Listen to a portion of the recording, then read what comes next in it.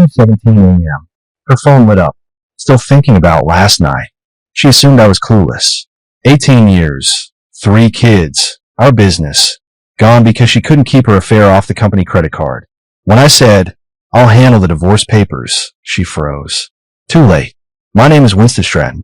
I'm 43 years old, and I've spent the last 2 decades building 2 things, a family and a business. Both seemed solid until one Tuesday evening when everything started to fracture. I was in our home office in Scottsdale, Arizona, finishing up a proposal for a major client. Our IT consulting firm, Stratton Digital Solutions, was on the verge of landing a contract with a Fortune 500 company.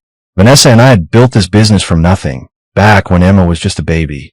Now we had 15 employees, 3 kids, and a life that looked perfect from the outside. The clock showed 11:47 p.m. I heard Vanessa's car pull into the driveway. Late again. 3rd time this week. She'd said it was a networking event with potential investors, some tech mixer downtown. I walked to the kitchen to greet her, maybe warm up some dinner. She came through the door, and I noticed it immediately. Her hair was different, slightly disheveled, but in a deliberate way. Her lipstick was smudged at the corner, and there was a smell, not her perfume, something else, something masculine and woody. Vanessa said, dropping her purse on the counter, "You're still up. Just finished the Anderson proposal." I replied, studying her face. "How was the event?" "Exhausting." She kicked off her heels and headed toward the stairs. "I'm going to shower and crash." She didn't look at me. Not once.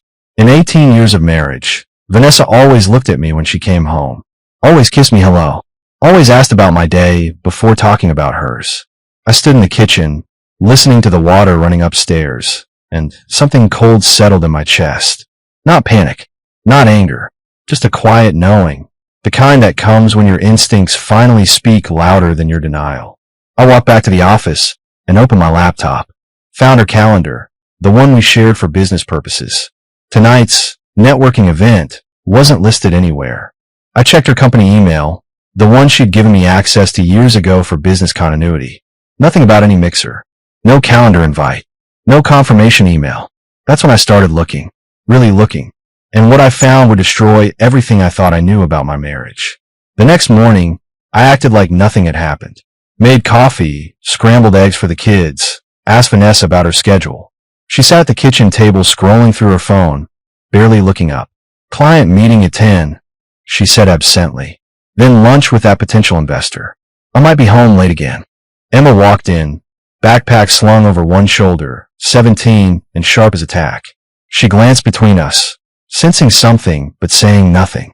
Jake thundered down the stairs next, 14 and perpetually hungry, grabbing toast without sitting down. "Where's Lily?" I asked. "Still getting dressed," Emma said. "She's taking forever picking out shoes." Normal morning. Normal family. Except nothing felt normal anymore. After everyone left, I went to my office and did something I never thought I'd do. I called my brother Nathan. He's a divorce attorney in Phoenix, one of the best, and I needed advice before I went any further. "When?" Nathan answered on the second ring. "What's up?" I hesitated. Saying it out loud would make it real. "I think Vanessa's having an affair." Silence. Then, "What makes you think that?" I told him everything. The late nights, the missing calendar entries, the smell, the way she'd stopped looking at me. Nathan listened without interrupting. "You need proof," he finally said. "Solid, undeniable proof. Not just suspicions. If you're going to do this, especially with the business involved, you need documentation." "How do I get that without becoming someone I'm not?" I asked. Nathan's voice softened. "When you're protecting yourself and your kids. There's nothing wrong with that. Check her phone records, credit card statements, anything you have joint access to. But don't do anything illegal. Don't hack her personal accounts. Stay clean." I spent the next 3 days digging through our financial records. Our business accounts were joint, everything transparent for tax purposes. That's where I found it. Charges at hotels in Phoenix. Not the ones we use for business travel. These were boutique places, romantic spots downtown. For different transactions over the past 6 weeks. All on Thursdays. All charged to our business credit card under client entertainment. Then I found the receipts. Dinner for 2 at expensive restaurants. Wine that cost more than our monthly grocery bill. She'd categorized them as business expenses Deductible. Smart. Except I knew for a fact we had no clients in those areas. I photographed everything. Built a timeline. Cross-referenced it with her calendar, the real one I'd found on her laptop. Every Thursday for the past 2 months, she blocked off personal time from 6 p.m. to midnight. The final piece came when I checked our company's partnership agreement, the one Vanessa and I had signed when we incorporated. I drafted it myself with Nathan's help back when we were young and optimistic and thought we'd never need the protective clauses. But there they were.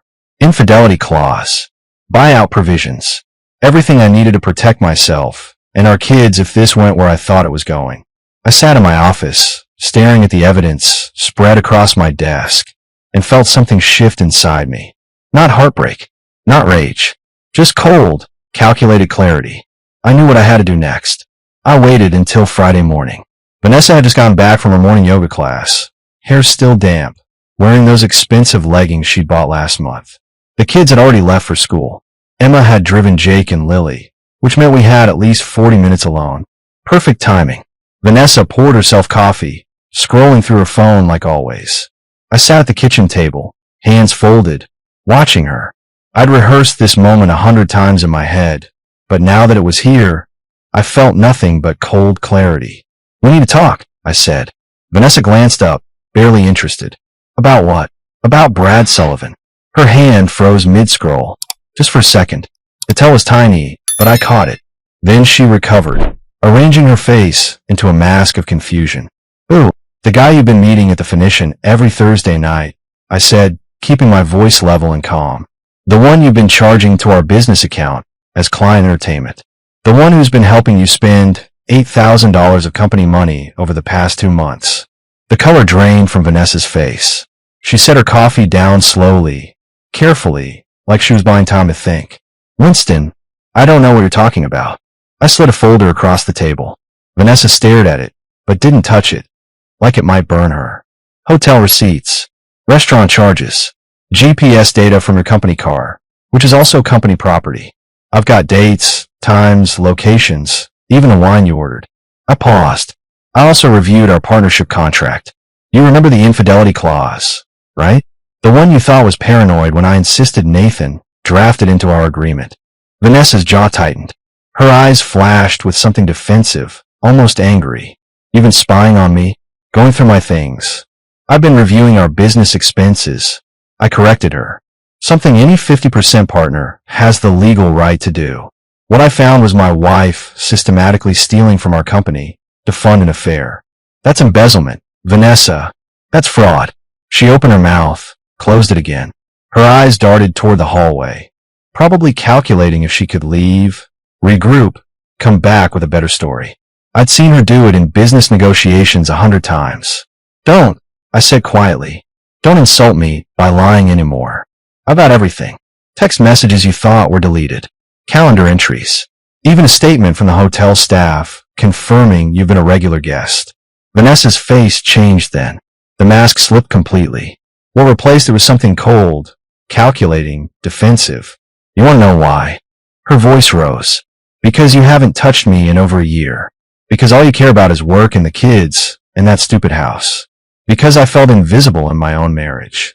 So you decided to betray 18 years of marriage and endanger our business." I stood up slowly, walked to the counter, poured myself more coffee. My hands were completely steady. "Here's what's going to happen. You're going to call Brad. You're going to tell him you'll be free next week, permanently, because I'll be handling the divorce papers." Vanessa just stared at me, completely frozen. Her eyes went wide, pupils dilating. "Wait," she whispered. "What?" "You heard me. You can't be serious." Her voice was shaking now. "We have kids. We have a business. We have a life. You're going to throw away everything over this." I looked at her, really looked at her, and felt nothing but profound disappointment. "I'm not throwing anything away, Vanessa. You already did that.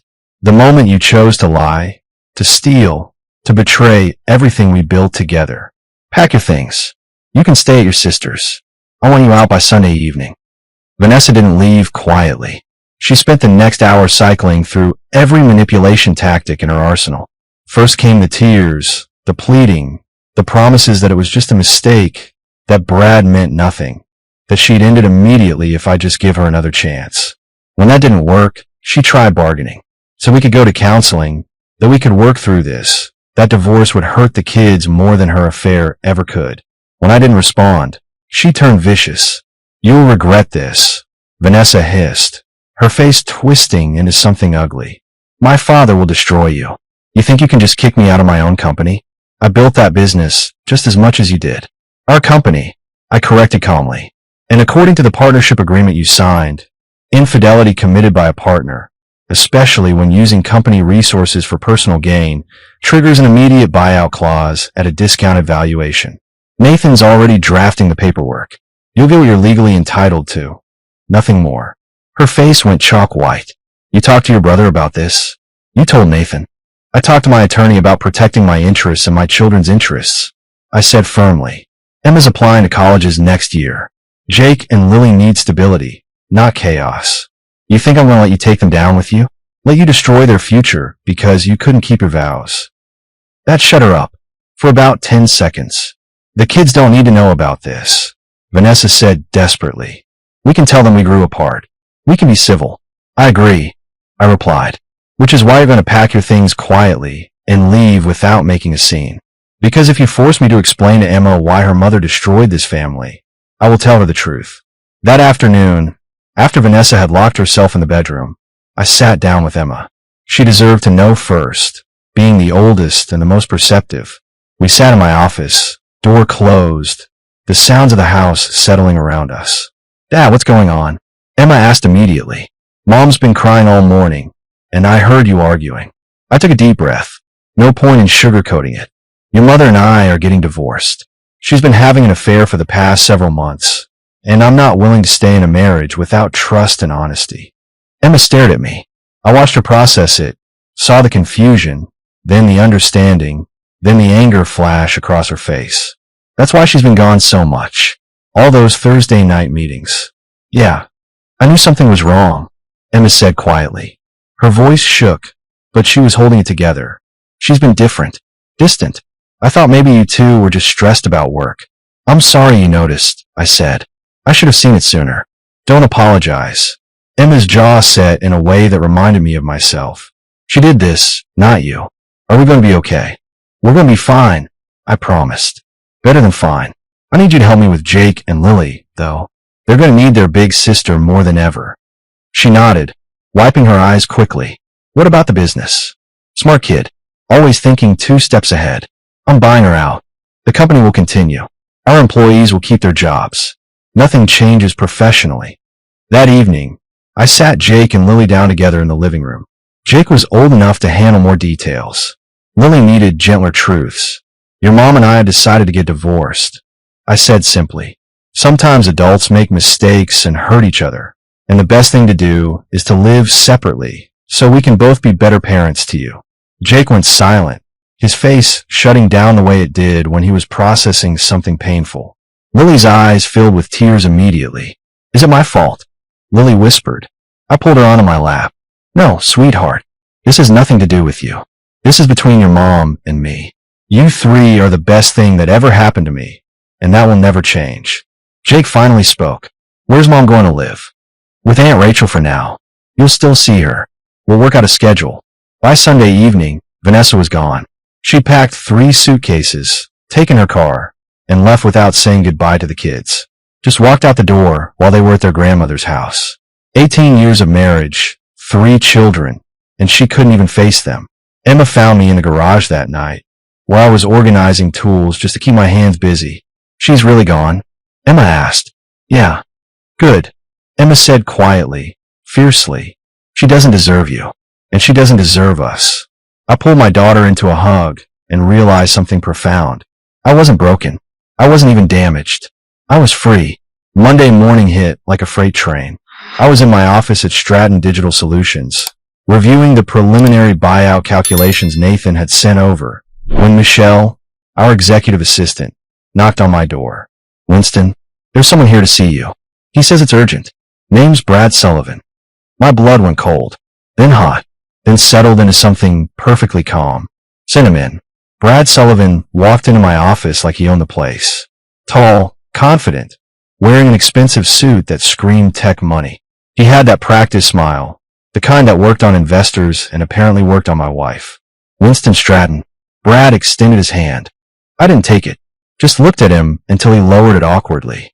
I think we need to talk, Brad said, settling into the chair across from my desk, uninvited. About what? I asked. About the Anderson contract. The Fortune 500 deal you're pitching? I'm the VP of Technology at Anderson Industries. I'm the one evaluating your proposal. The room tilted slightly. This couldn't be real. The universe couldn't be this cruel or this perfect. You're joking, I said flatly. Brad's smile widened. Not joking. Small world, right? I've been reviewing your proposal for the past 3 weeks. Very impressive work. Vanessa's been helping me understand your company's capabilities during our meetings. There it was. The smugness. The deliberate provocation. I stood up slowly, walked around my desk, and closed the office door. Then I turned to face him, keeping my voice perfectly level. Let me make something very clear, I said. My personal life and my professional life are completely separate. You want to evaluate our proposal? Fine. Evaluate it on merit. But if you think you can leverage your relationship with my soon-to-be ex-wife to manipulate this deal, you're making a serious mistake. Brad's smile faltered. I'm not trying to manipulate anything. Then why are you here? I asked. In my office, telling me you're sleeping with my wife and reviewing my biggest contract. What exactly did you hope to accomplish? He shifted uncomfortably. I want to be upfront. Professional. Man to man. Man to man. I stepped closer. A man doesn't sleep with another man's wife. A man doesn't use business opportunities to rub affairs in someone's face. You want professional? Get out of my office. Review the proposal objectively. Make your decision based on the work, not the drama. Brad stood up. You're making this personal. You made it personal the moment you touched my wife, I replied.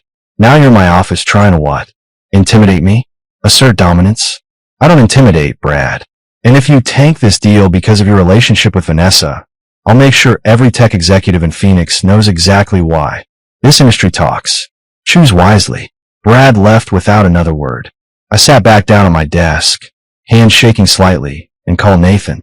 We've got a problem, I said. That evening, I got home to find Emma sitting on the front steps, her face pale and worried. Dad, it's Lily, Emma said immediately. She won't come out of her room. She's been crying for hours. I tried talking to her, but she wants you. I found Lily curled up on her bed, hugging her favorite stuffed elephant, her 8-year-old face blotchy and wet with tears. My heart broke. Hey, sweetheart, I said softly, sitting on the edge of her bed. Lily looked up at me. Is Mommy coming back? She'll visit, I promised. You'll see her all the time. But why did she leave? Lily's voice cracked. Did I do something bad? Was I not good enough? I pulled her into my lap, holding her tight. Listen to me, Lily. None of this is your fault. Not one bit. Sometimes grown-ups make mistakes and hurt each other, and the best thing is to live separately. But you, Jake and Emma, you three are perfect. You're the best parts of both of us. I miss her. Lily sobbed into my shoulder. I know, baby. I know. Jake appeared in the doorway, silent and watching. At 14, he was trying to be strong, but I could see the cracks forming. Jake, come here, I said. He hesitated, then walked over. I pulled him into the hug too, and we sat there, the three of us, while Lily cried and Jake fought back his own tears. We're going to be okay. I promised them. I'm not going anywhere. Emma's not going anywhere. We're going to figure this out together. Later that night, after I'd gotten Lily to sleep and Jake had retreated to his room, Emma found me in the kitchen. Mom called, Emma said quietly. She wants to talk to the kids tomorrow. Okay. I don't want to talk to her, Emma admitted. Is that wrong? I pulled her into a hug. No, honey. You feel what you feel. But she's still your mom. Eventually, you'll need to find a way to communicate, even if you're angry. I'm so angry, Dad, Emma whispered. At her. At what she did to you. To us. I know, I said. Me too. But we can't let anger poison us. We're better than that. Emma nodded against my shoulder. I'm glad you're my dad. I'm glad you're my daughter. Nathan called me Thursday morning with news that made everything worse. When? I found something, Nathan said, his voice tight. Remember that money you were saving for the move to Colorado? The $80,000 in the joint savings account earmarked for the down payment on the house in Boulder. My stomach dropped. What about it? It's gone. Vanessa transferred it to a personal account 2 weeks ago. Before you confronted her, she was planning this. I sat down heavily. That money represented years of sacrifice. Extra contracts, late nights, skipped vacations. We've been planning to relocate the business to Boulder, expand into the Colorado market. The kids were excited. Emma had already visited the University of Colorado campus. Can we get it back? I asked. We can try, but it'll take time. She'll claim it was for business expenses, or that she's entitled to half of the divorce settlement. The fact that she moved it before you filed might actually work in our favor. Shows premeditation. I drove to Rachel's house, Vanessa's sister's place, where Vanessa had been staying. Rachel answered the door, looking uncomfortable. She's not here, Winston, Rachel said. I'm not here to fight, I replied calmly. But she stole $80,000 from our family. Money meant for our kids' future. I need to know if you're aware of what she's doing. Rachel's face fell. She told me it was her money, that you were trying to freeze her out. Rachel, check the account dates. Check when she transferred it. I didn't even know about the affair until after she moved that money. She planned this. She's been preparing to run for months. Rachel looked sick.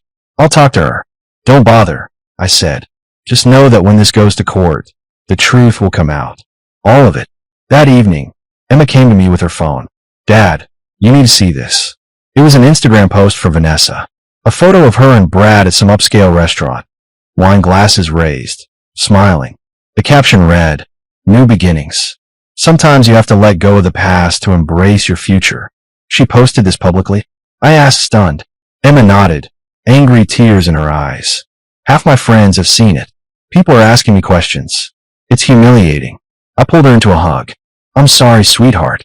Your mother's making poor choices. She's making selfish choices, Emma corrected. There's a difference. The next morning, I got a call from Anderson Industries.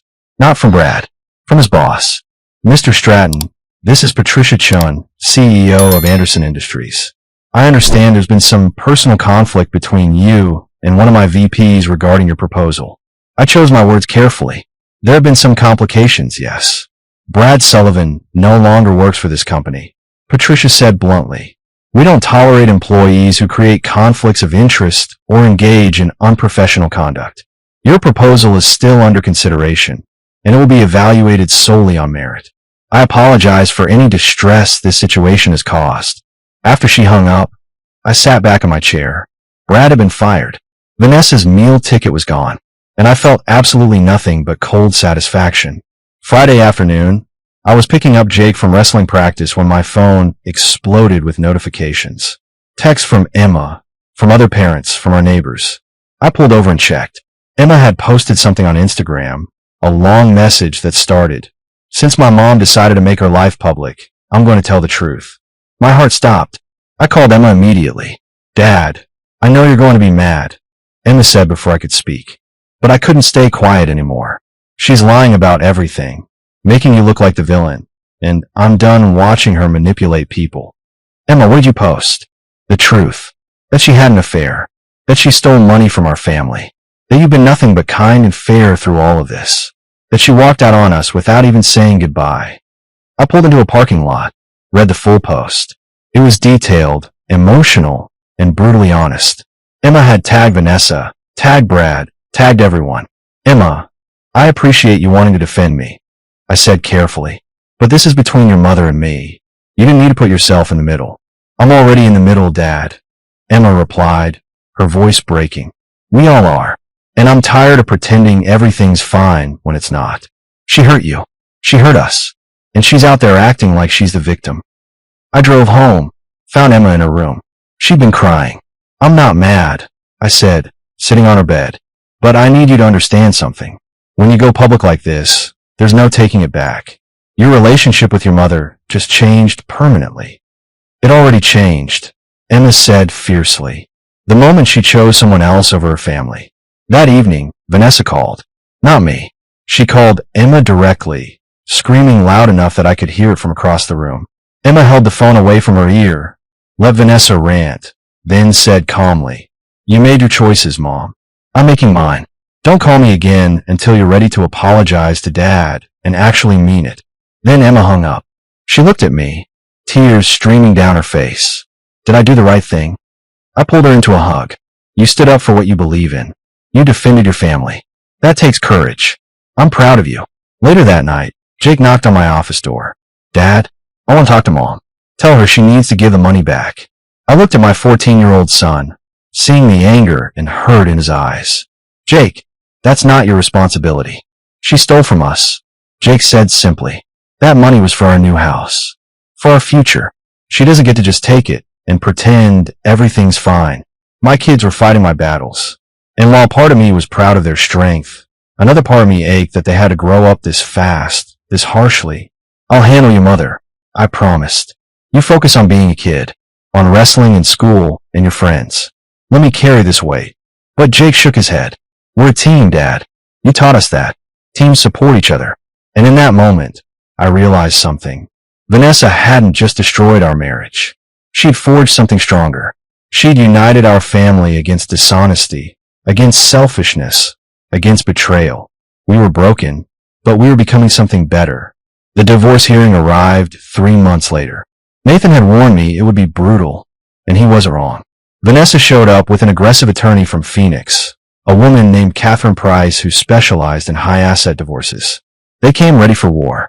Your Honor, Catherine began, my client has been systematically pushed out of the business she helped build. Mr. Stratton has used his position to isolate her, to turn their children against her, and to manipulate financial records. Nathan stood immediately.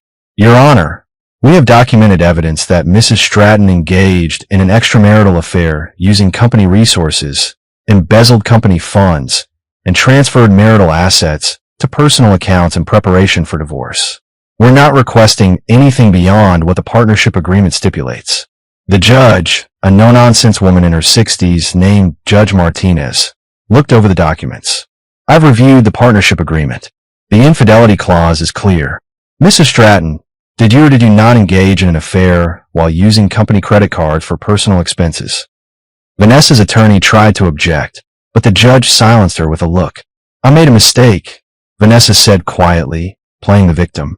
I was lonely. Winston had become distant, cold. I saw companionship. That's not what I asked. Judge Martinez interrupted. Did you use company funds for personal expenses related to an extramarital affair? Vanessa hesitated.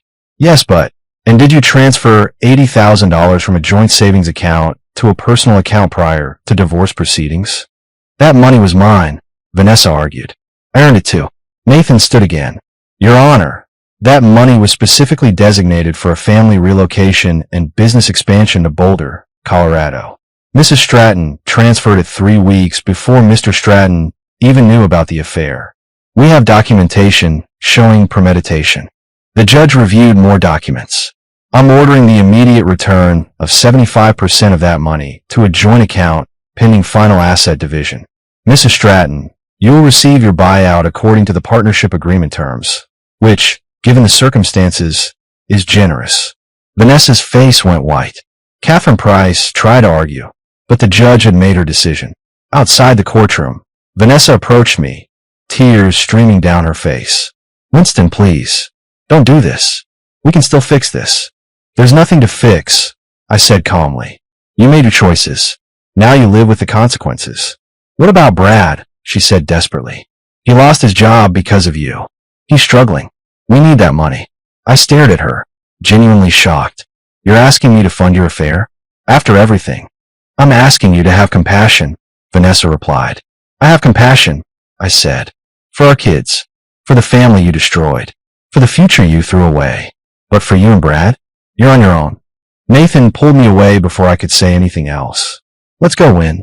You won. But it didn't feel like winning. It just felt like surviving. 8 months after the divorce was finalized, I stood in the living room of our new house in Boulder, watching movers carry in furniture. Emma had just started her freshman year at the University of Colorado. Jake was thriving at his new high school, captain of the wrestling team. Lily had made friends in her 3rd grade class and barely mentioned her mother anymore. The business had survived, more than survived. Without Vanessa's drama and Brad's interference, we'd landed the Anderson contract and 2 additional Fortune 500 clients. I'd promoted my senior developer to partner, brought in fresh talent, and opened our Boulder office ahead of schedule. Vanessa had moved in with Brad, who found work at a smaller tech company at half his previous salary. She'd burned through her settlement money within 4 months, tried to take me back to court for more support, and lost. Emma refused to speak to her.